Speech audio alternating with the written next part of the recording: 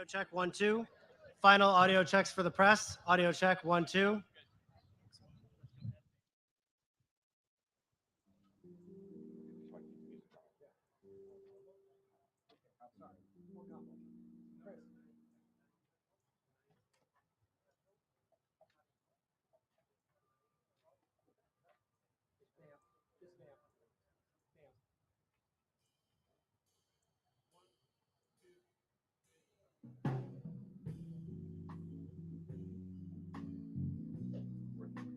Seconds from the walkout music. 30 seconds. Chris, 30 seconds. Godspeed.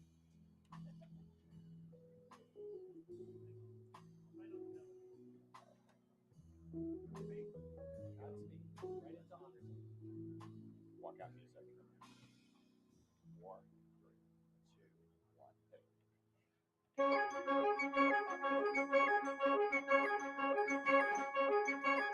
Ladies and gentlemen, the First Lady of the United States, accompanied by the Second Gentleman of the United States.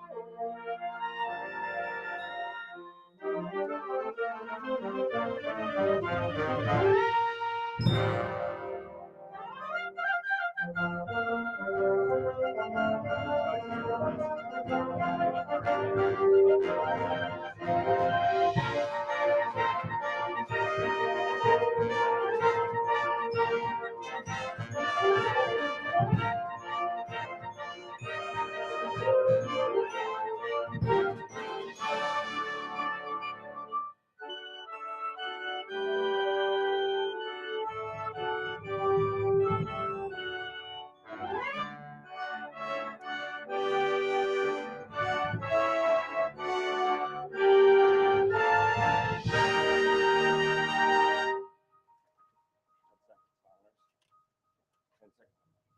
Ready for honors. Go. Doing honors.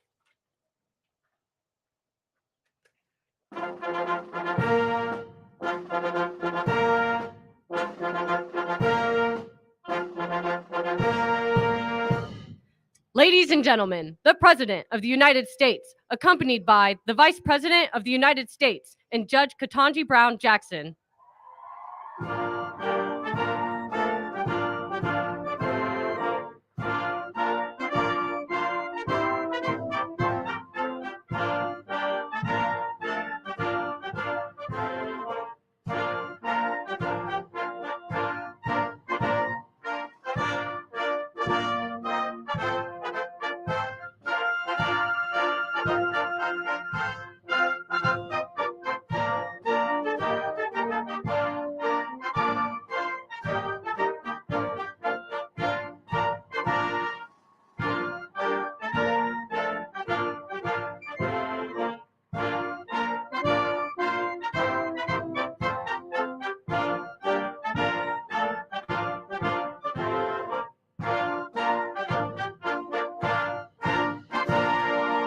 Good morning. Good morning. Good morning, America. Have a seat, please. President Joe Biden, First Lady, Dr. Jill Biden, Second Gentleman, Douglas Emhoff, members of Congress, members of the Cabinet, members of our administration, and friends and fellow Americans. Today is indeed a wonderful day.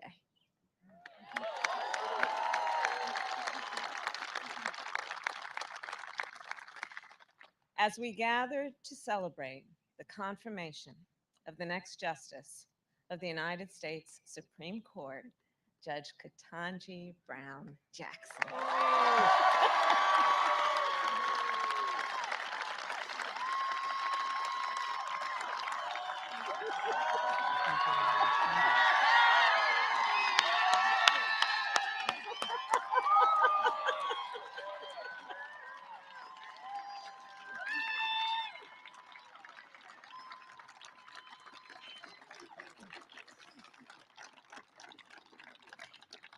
President George Washington once referred to America as a great experiment, a nation founded on the previously untested belief that the people, we the people, could form a more perfect union.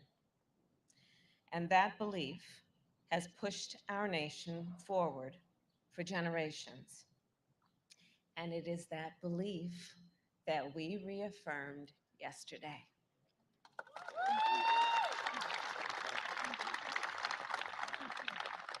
Through the confirmation of the first Black woman to the United States Supreme Court.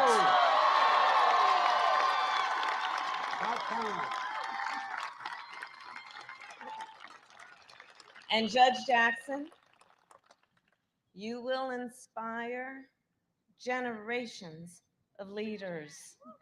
They will watch your confirmation hearings and read your decisions.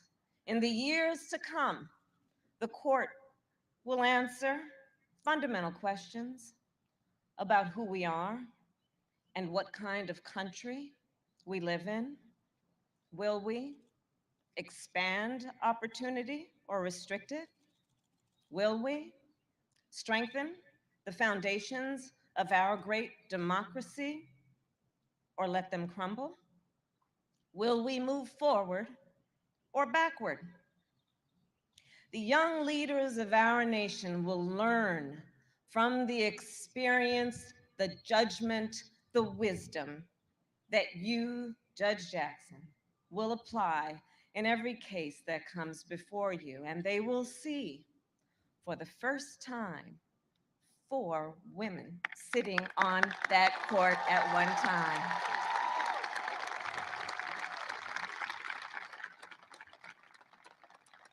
So as a point of personal privilege, I will share with you, Judge Jackson, that when I presided over the Senate confirmation vote. Yesterday, while I was sitting there, I drafted a note to my goddaughter. And I told her that I felt such a deep sense of pride and joy, and about what this moment means for our nation and for her future. And I will tell you, her braids are just a little longer than yours. But as I wrote to her, I told her what I knew this would mean for her life and all that she has in terms of potential. So indeed, the road toward our more perfect union is not always straight, and it is not always smooth, but sometimes it leads to a day like today.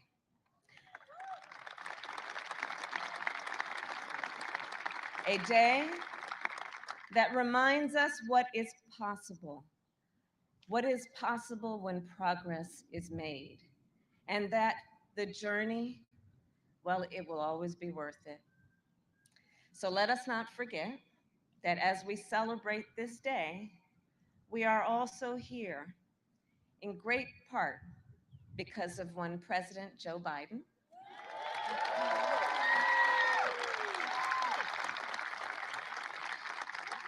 and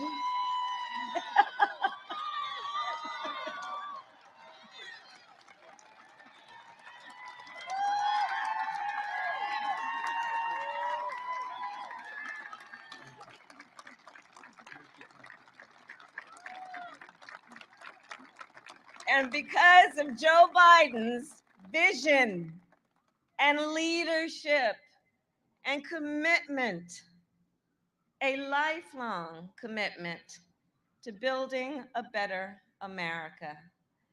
And of course, we are also here because of the voices and the support of so many others, many of whom are in this audience today. And with that, it is now my extreme and great honor to introduce our president, Joe Biden.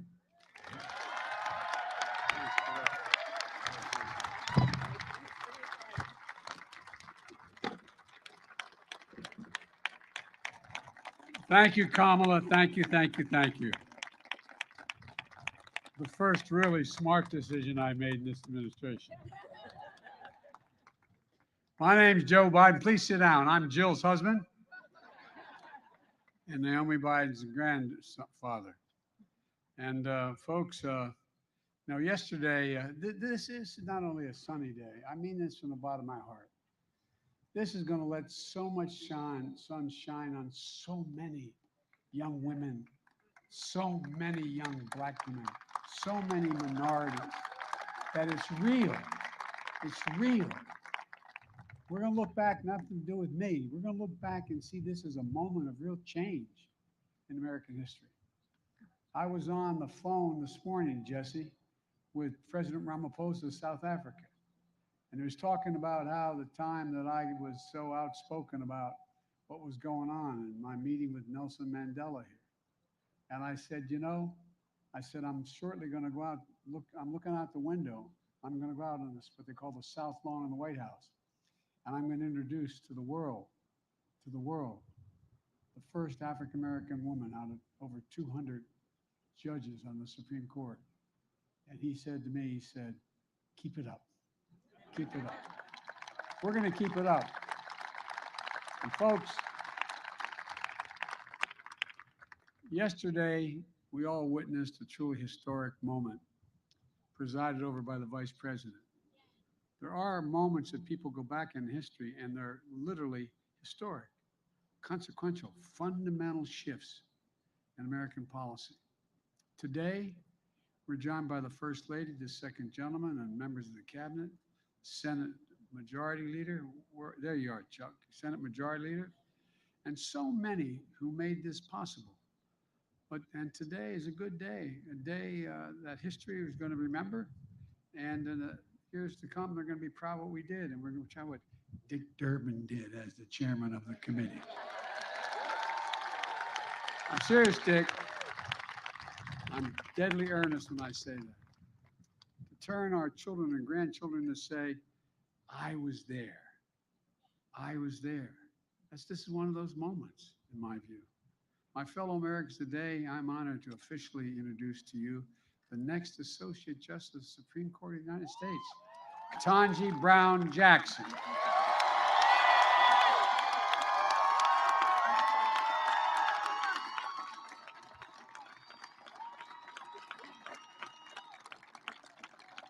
After more than 20 hours of questioning at her hearing and nearly 100 meetings, she made herself available to every single senator who wanted to speak to her and spoke for more than just a few minutes, answered their questions in private as well as before the committee. We all saw the kind of justice she'll be: fair and impartial, thoughtful, careful, precise, brilliant, a brilliant legal mind with deep knowledge of the law, and a judicial temperament, which was equally important in my view, that's calm and in command, and a humility that allows so many Americans to see themselves in Ketanji Brown Jackson. That brings a rare combination of expertise and qualifications to the court. A federal judge who has served on the second most powerful court in America, behind the Supreme Court. A former federal public defender with the ability to explain complicated issues in the law in ways everybody, all people can understand. A new perspective. When I made the commitment to nominate a Black woman to the Supreme Court, I could see this day. I literally could see this day because I thought about it for a long, long time. As Jill and Naomi will tell you, I wasn't going to run again. But when I decided to run, this was one of the first decisions I made. I could see it. I could see it as a day of hope, a day of promise, a day of progress. A day when, once again, the moral arc of the universe, as Barack used to quote all the time, bends a little more toward justice. I knew it wouldn't be easy, but I knew the person I nominated will be put through a painful and difficult confirmation process.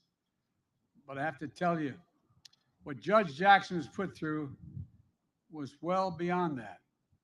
There was verbal abuse, the anger, the constant interruptions, the most vile, baseless assertions and accusations. In the face of it all, Judge Jackson showed the incredible character and integrity she possesses. Poise.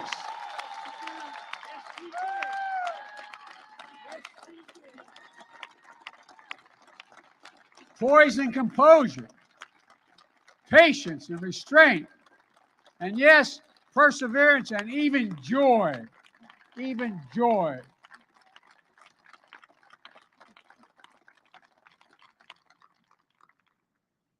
Katanji, or I'm not going to be calling you that in public anymore. Judge, you are the very definition of what we Irish refer to as dignity. You have enormous dignity. And it communicates to people. It's contagious. And it matters. It matters a lot. Maybe that's not surprising if you look who sat behind her during those hearings. Her husband, Dr. Patrick Jackson, and his family. Patrick, stand up, man. Stand up. Talia and Layla, stand up. I know it's embarrassing the girls.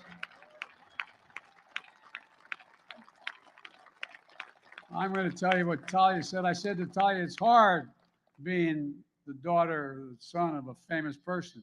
I said, imagine what it's like being president. She said, she may be. I couldn't agree more. Thank you, thank you, thank you, thank you. And Katanji, her brother, a former police officer and a veteran. Katanji, stand up, man. This is a man who looks like he can still play, buddy. He's got biceps about as big as my calves. Thank you, bud. Thank you, thank you, thank you. And of course, her parents, Johnny and Elroy Brown. Johnny, all right, stand up.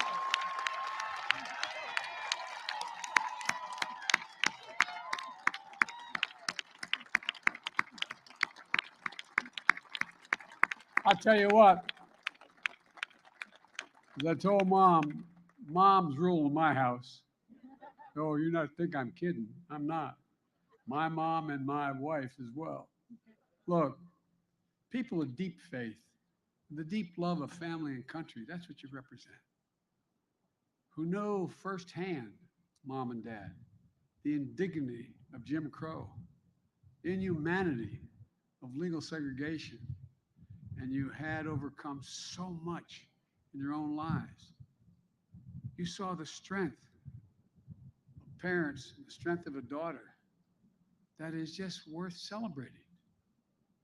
I can't get over, mom and dad, what you did and your faith and never giving up any hope. And both that wonderful son you had and your daughter. And that strength lifted up millions of Americans who watched you, Judge Jackson, especially women and women of color who have had to run the gauntlet in their own lives. So many of my cabinet members are women, women of color, women that represent every sector of the community. And it matters. And you stood up for them as well. They know it. Everybody out there, every woman out there, everyone, am I correct? Just like they have. Just like they have. And same with the women members of Congress as well, across the board.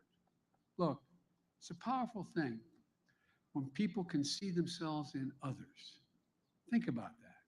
What's the most powerful thing? I bet every one of you can go back and think of a time in your life where there was a teacher, a family member, a neighbor, somebody who made you believe that you could be whatever you wanted to be. It's a powerful, powerful, powerful notion. That's one of the reasons I believe so strongly that we needed a court that looks like America, not just the Supreme Court.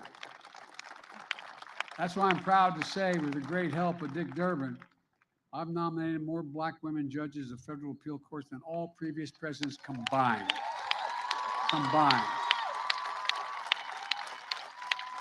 That's why I'm proud that Kamala Harris is our Vice President of the United States. A brilliant lawyer, the Attorney General of the state of California, former member of the Senate Judiciary Committee. Kamala was invaluable during this entire process.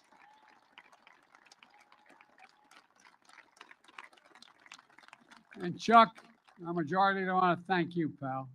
You did a masterful job of keeping the caucus together, getting this vote across the finish line in a timely and historic manner. Just watching it on television yesterday, watching when the vote was taken on the Democratic side, the very people, there was such enthusiasm, genuine. You can tell when it's real. You can tell when it's real. You did an incredible job, Chuck. Thank you so much. Folks, because you're all able to sit down and don't have to stand, I'm going to go on a little longer here and tell you. I want to say something about Dick Durbin again. Dick, I'm telling you, overseeing the hearing, how you executed the strategy by the hour every day to keep the committee together. And you have a very divided committee with some of the most conservative members of the Senate on that committee. It was especially difficult with an evenly divided Senate. Dick, I served as chairman of that committee for a number of years before I had this job and the job of vice president, as did all the Democrats. You did not stand, I think all the Democrats in the committee did. And every Democrat in the Senate, all of whom voted for Judge Jackson. And notwithstanding the harassment and attacks in the hearings, I always believed that the bipartisan vote was possible. And I hope I don't get him in trouble. I mean it sincerely, but I want to thank 3 Republicans who voted for Judge Jackson. Senator Collins was a woman of integrity. Senator Murkowski the same way, an Alaskan, up for re-election. And Mitt Romney, whose dad stood up like he did. His dad stood up and made these decisions on civil rights.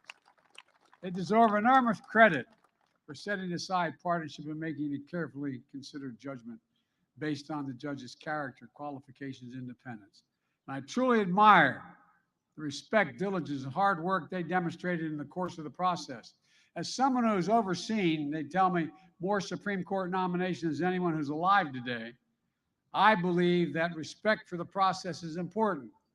And that's why it was so important to me to meet the constitutional requirement to seek the advice and the consent of the Senate. The advice beforehand and the consent.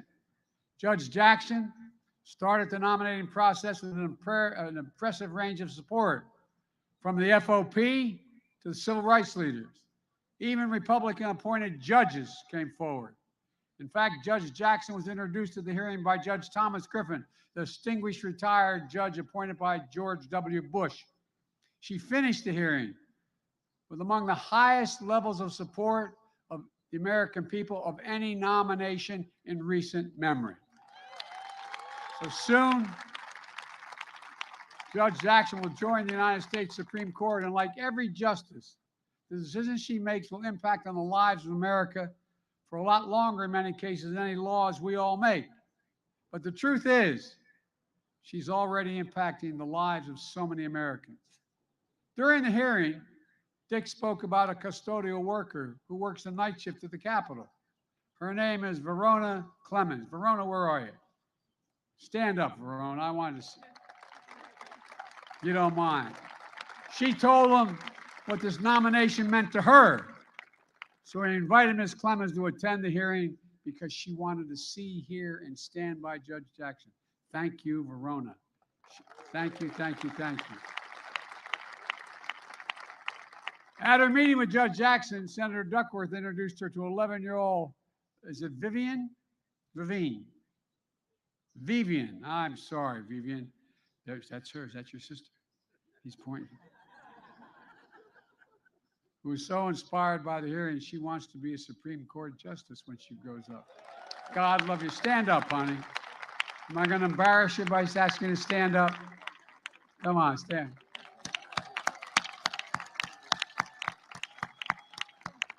There's tens of thousands of beings all through the entire United States. She met Judge Jackson and saw her future. Means you're here today, and thank you for coming, honey. I know I embarrassed you by introducing you, but thank you. People of every generation, of every race, of every background felt this moment, and they feel it now. They feel a sense of pride and hope and belonging and believing and knowing the promise of America includes everybody, all of us. That's the American experiment. Justice Breyer talked about it when he came to the White House in January to announce his retirement from the court. He used to technically work with me when I was on the Judiciary Committee, and that's before he became a justice. He's a man of great integrity. We're going to miss Justice Breyer. He's a patriot, an extraordinary public service, and a great justice of the Supreme Court. And folks,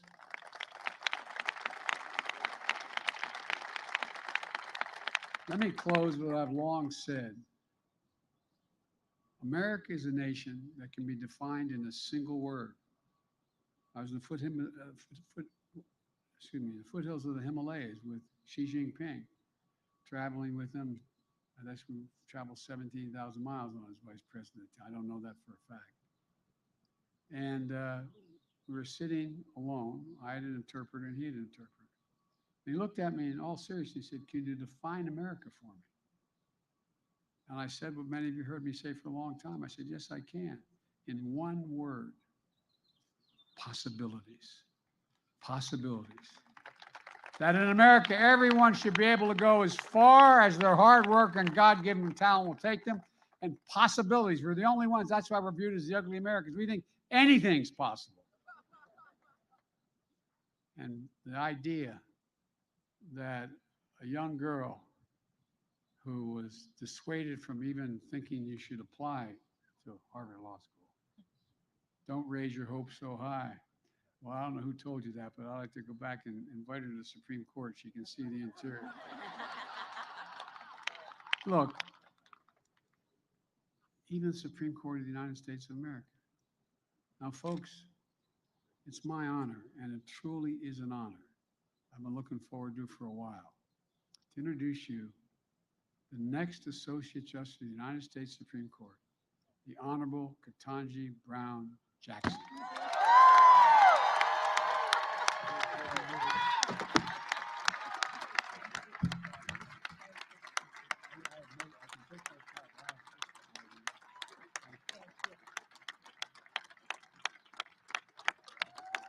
Thank you. Thank you all. Thank you all very much.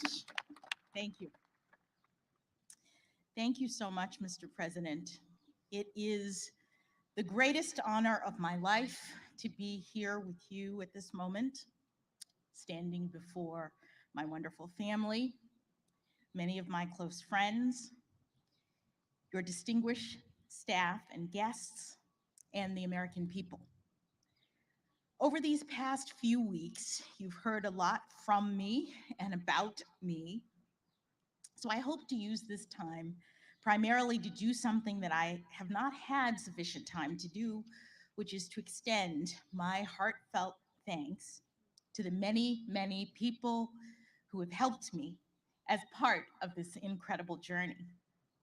I have quite a few people to thank, and as I'm sure you can imagine, in this moment, it is hard to find the words to express the depth of my gratitude. First, as always, I have to give thanks to God for delivering me as promised and for sustaining me throughout this nomination and confirmation process. As I said at the outset, I have come this far by faith, and I know that I am truly blessed. To the many people who have lifted me up in prayer since the nomination, thank you. I am very grateful. Thank you as well, Mr. President, for believing in me and for honoring me with this extraordinary chance to serve our country. Thank you also, Madam Vice President, for your wise counsel and steady guidance. And thank you to the First Lady and the Second Gentleman for the care and warmth that you have shown me and my family.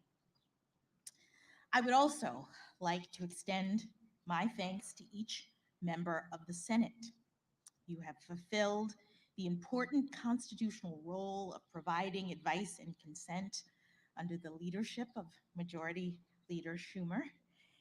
And I'm especially grateful for the work of the members of the Senate Judiciary Committee under Chairman Durbin's skillful leadership.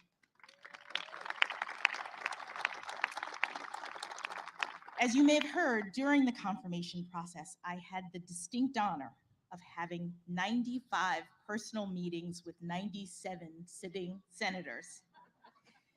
And we had substantive and engaging conversations about my approach to judging and about the role of judges in the constitutional system we all love. As a brief aside, I will note that these are subjects about which I care deeply. I have dedicated my career to public service because I love this country and our Constitution and the rights that make us free. I also understand from my many years of practice as a legal advocate, as a trial judge, and as a judge on a court of appeals, that part of the genius of the constitutional framework of the United States is its design, and that the framers entrusted the judicial branch with a crucial but limited role. I've also spent the better part of the past decade hearing thousands of cases and writing hundreds of opinions, and in every instance, I have done my level best to stay in my lane and to reach a result that is consistent with my understanding of the law and with the obligation to rule independently without fear or favor. I am humbled and honored to continue in this fashion as an Associate Justice of the Supreme Court of the United States, working with brilliant colleagues, supporting and defending the Constitution, and steadfastly upholding the rule of law.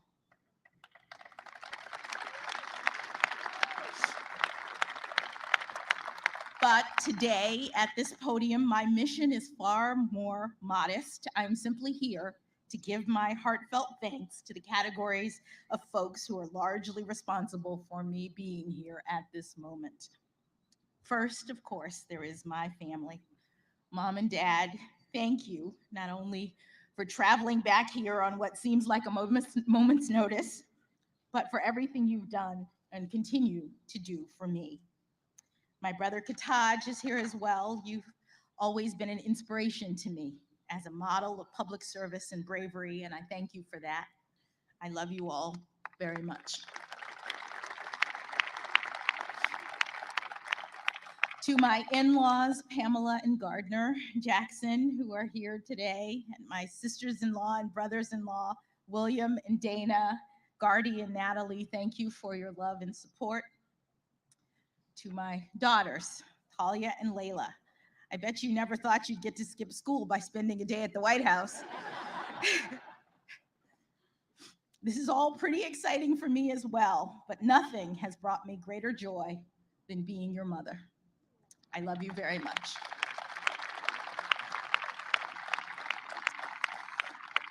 Patrick, thank you for everything you've done for me over these past 25 years of our marriage. You've done everything to support and encourage me, and it is you who've made this moment possible. Your steadfast love gave me the courage to move in this direction. I don't know that I believed you when you said that I could do this, but now I do.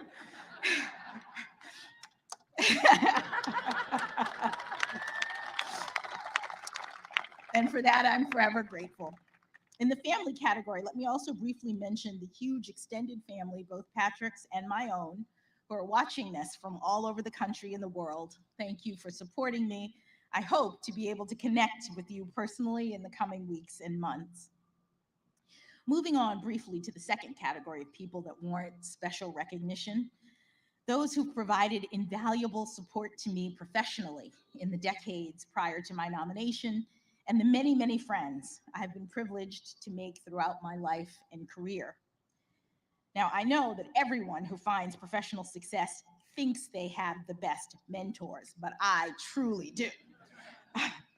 I had 3 inspiring jurists for whom I had the privilege of clerking: Judge Patty Saris, Judge Bruce Selya, and of course, Justice Stephen Breyer.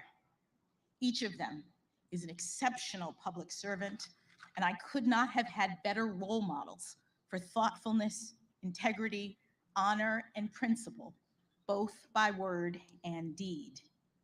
My clerkship with Justice Breyer in particular was an extraordinary gift, and one for which I've only become more grateful with each passing year. Justice Breyer's commitment to an independent, impartial judiciary is unflagging. And for him, the rule of law is not merely a duty, it is his passion. I am daunted by the prospect of having to follow in his footsteps, and I would count myself lucky, indeed, to be able to do so with even the smallest amount of his wisdom, grace, and joy. The exceptional mentorship of the judges for whom I clerked has proven especially significant for me during this past decade of my service as a federal judge. And of course, that service itself has been a unique opportunity. For that, I must also thank President Obama, who put his faith in me by nominating me to my first judicial role on the Federal District Court.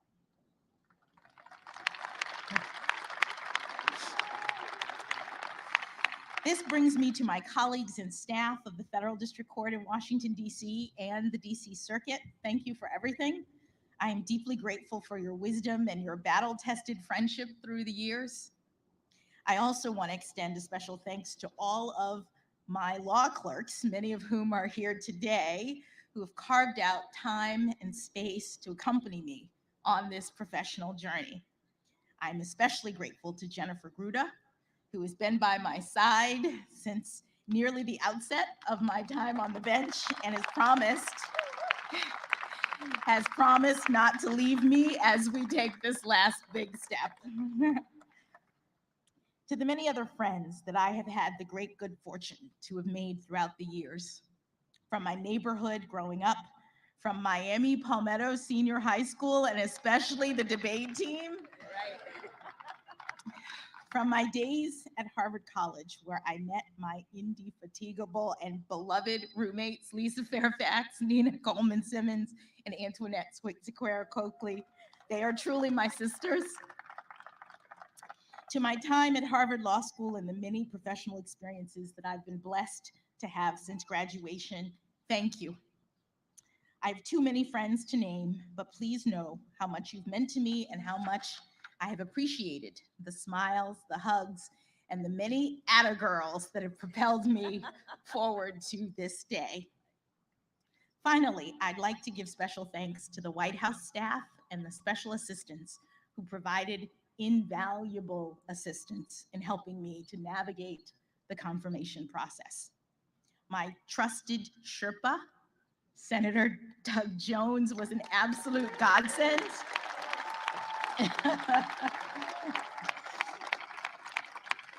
He was an absolute godsend. He's not only the best storyteller you'd ever want to meet, but also unbelievably popular on the Hill, which helped a lot.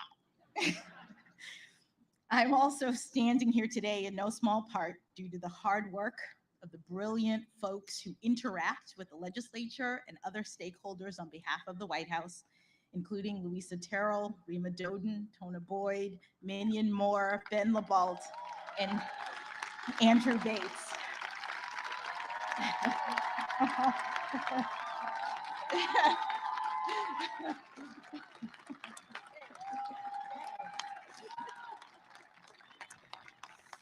I am also particularly grateful for the awe-inspiring leadership of White House counsel Dana Remus.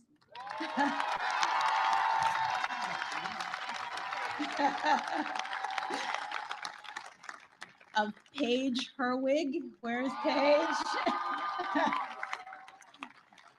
And Ron Klain. They led an extraordinarily talented team of White House staffers in the Herculean effort that was required to ensure that I was well prepared for the rigors of this process and in record time. Thank you all. Thank you as well to the many, many kind-hearted people from all over this country and around the world who have reached out to me directly in recent weeks with messages of support. I have spent years toiling away in the relative solitude of my chambers with just my law clerks in isolation, so it's been somewhat overwhelming in a good way to recently be flooded with thousands of notes and cards and photos expressing just how much this moment means to so many people.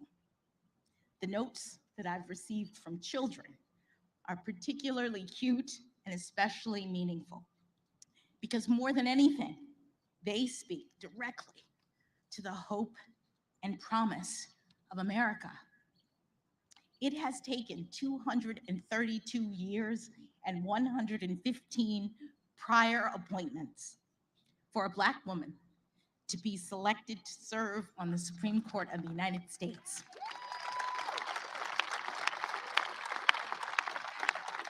But we've made it.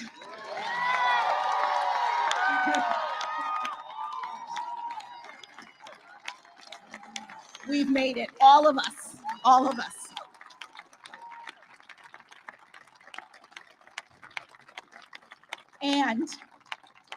And our children are telling me that they see now more than ever that here in America, anything is possible.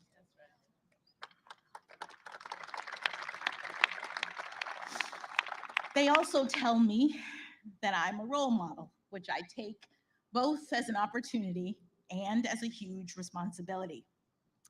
I am feeling up to the task primarily because I know that I am not alone.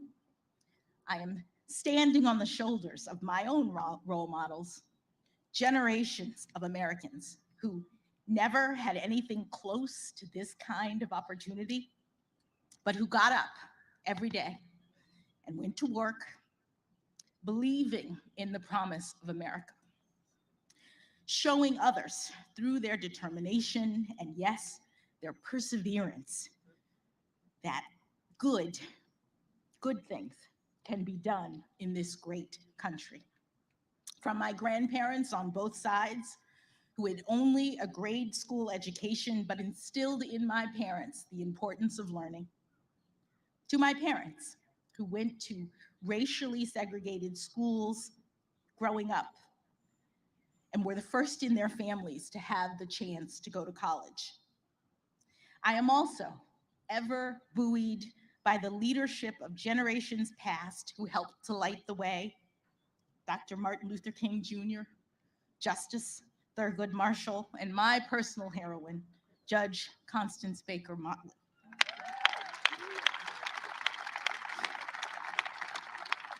They and so many others did the heavy lifting that made this day possible. And for all of the talk of this historic nomination and now confirmation, I think of them as the true path breakers. I am just the very lucky first inheritor of the dream of liberty and justice for all.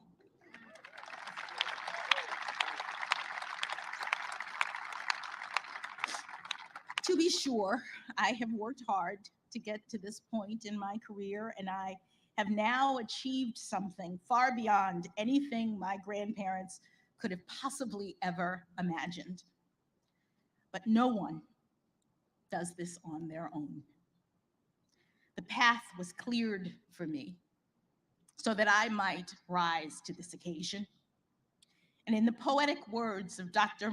Maya Angelou, I do so now while bringing the gifts my ancestors gave.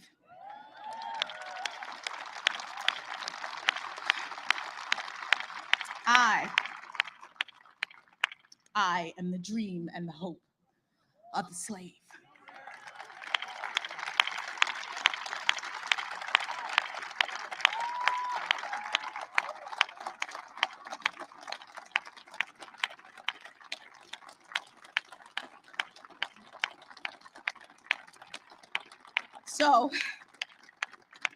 So as I take on this new role, I strongly believe that this is a moment in which all Americans can take great pride.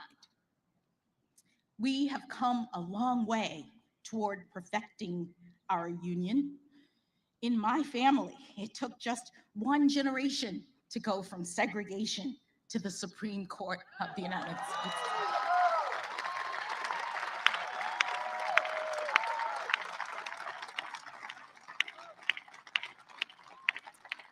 And it is an honor, the honor of a lifetime, for me to have this chance to join the court, to promote the rule of law at the highest level, and to do my part to carry our shared project of democracy and equal justice under law forward into the future.